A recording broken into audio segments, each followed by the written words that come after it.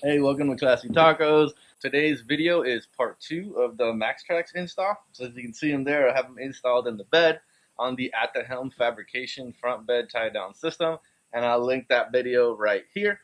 So today what I really want to do is get them up and installed on the Prinsu rack as well. So I just want to have 2 separate mounting spots for the Maxtrax in the bed and on the rack. Reasoning for that, I went over all of that in the first video, but just real quick. If I put any bikes in here, I want to be able to still use the tie down system. So I'm creating another mount up on the Prinsu. So we're going to kind of do our own little fab work here and set up our own mounting system. This works really well if you're going to leave them up on the rack full time. This is just perforated angle iron. You literally just line up your holes to the Maxtrax, cut them to fit, paint them, get them up there. So, but I'm not going to do that. We're going to go a little bit of a different route. We're going to use these galvanized fence hinges. I like the galvanized because they hold up to the weather better, and they're not real. These aren't real flimsy. Reason being is that for me, I'm not always going to have them up on the rack. So when I don't have them up there, I want to be able to fold them down so you're not going to see them. So if you can imagine, this will be attached to the rack. Pin will be here. When I'm using it, the Maxtrax will be up and installed. And when I'm not, I want to be able to just kind of put them down so that they stay out of the way. And they're not just like, pins sticking up out of the rack for no reason. So we're going to get into that today. These have to be cut and also a hole drilled for the pins. And then also the pin has to be shortened here. For the install, you're going to need some carriage bolts is what I went with. You should be able to slide into the slots on the Prinsu rack. And this is all just stainless steel hardware, stainless steel washer, and stainless steel locking nut. So we're going to get into that today. Here's just a quick run of the galvanized hinges along with the hardware and the pins. So how I'm going to figure out the hole positions on these, all I'm going to do really is this is the spot that's going to be mounted on the rack. And I'm going to have my pin in here like this. So if I lower this, I know that that right there is as high as I can go. So all I'm going to do is lay that right there. Mark a spot right there for my hole. I'm just going to do the same thing over here. Just going to flip this up, mark that down, put this about here. Just lift it up, go right underneath it, and mark a little spot right there.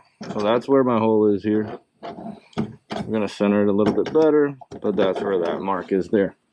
Now in terms of how much of this to cut off, I know if I'm here, that should be clear. Cutting off about that much right there. Should clear everything. I'm going to do the same thing here. Just put my spot right here, and I'm going to mark this right there.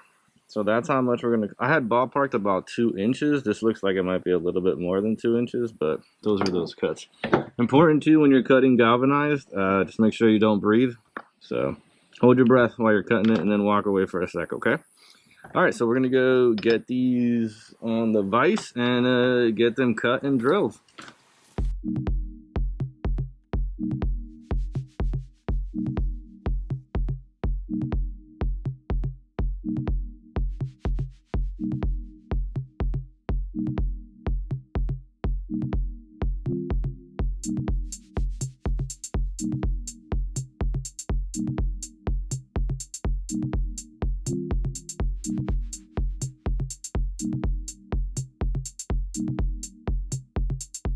It's raining. This is our little makeshift paint station here in the rain. Not too worried about these. You're not going to really see them up there, so I'm not going to go crazy. But I would like to just at least paint the parts that I cut.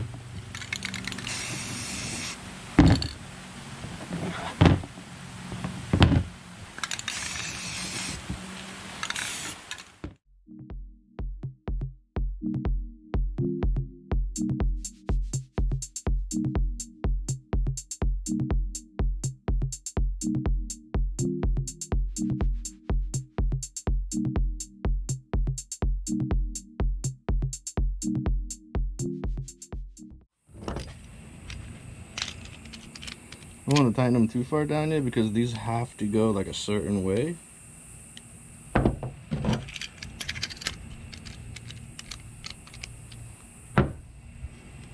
That way we can finagle and move these around.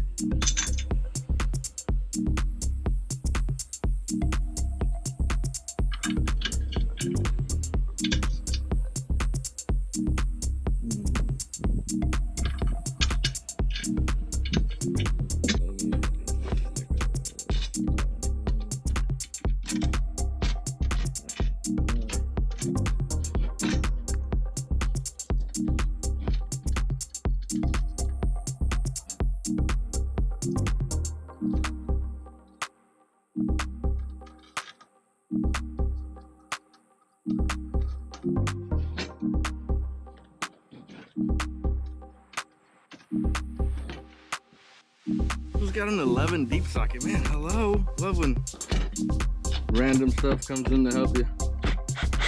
So I don't want to put it too tight just yet. Just kind of getting it snug because I need to be able to move it where I want it to go.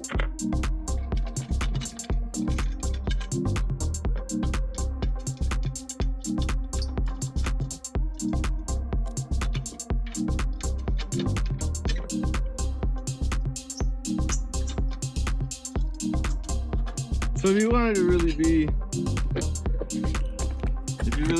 uber fancy, you can get shorter ones than me. I don't remember what length those are, but they'll work.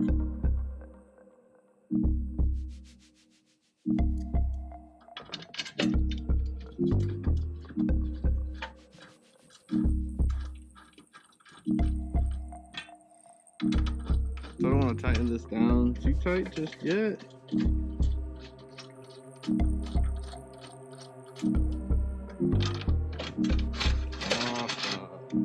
And it will stay perfect. I can lift them up when I need them and just kind of drop them when I'm not using them. So that was the whole point of this entire random exercise. So let's get this through here. So one-handed, that went fairly well. We're just gonna kind of perfect. Once I get that other one sitting up there, I'll know exactly where to tighten them in at. Let's hop over to the back one, just figure out where the back one's gonna be. So first one, not bad. Let's see how this works here in the back.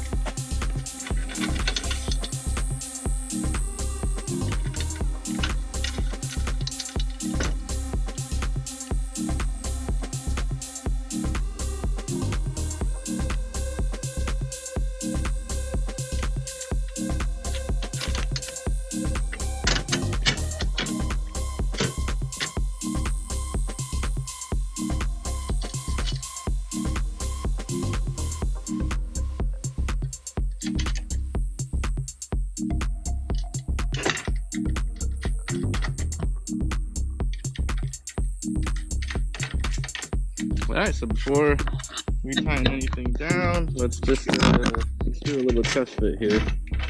I don't want to tighten anything down just yet, but I do need to get at least like one of these screws in here. So let's put this one in.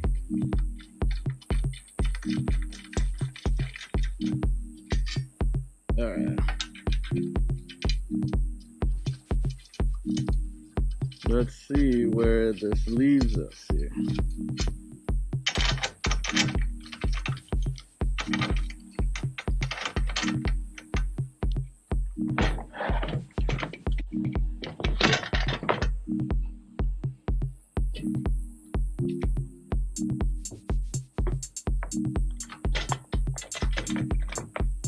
Dude, like a glove. Perfect.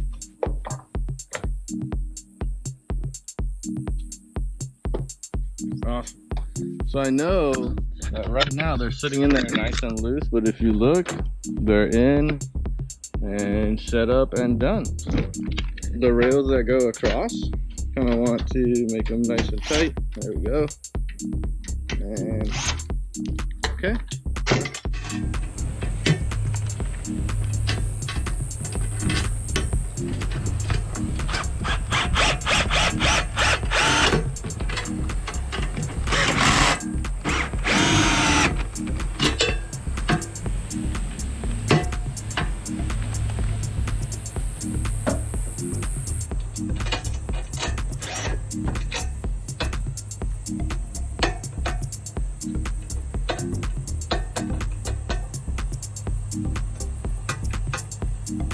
Alright, so here's a shot of it kind of up close, so you can see what it's going to do. When I'm using it, it's going to be up, holding the traction. When I'm not, it's going to be down like this. We'll see what it sounds like when I'm driving. If I get too much of that, I might work on that, but as you can see, they're nice and pretty tucked. And there's the front one. Nice and easy, out of the way, and then up when we need them. Let's see if I can get you some shots with them on. And then kind of sitting here like this, not really anything that sticks out too much. Awesome.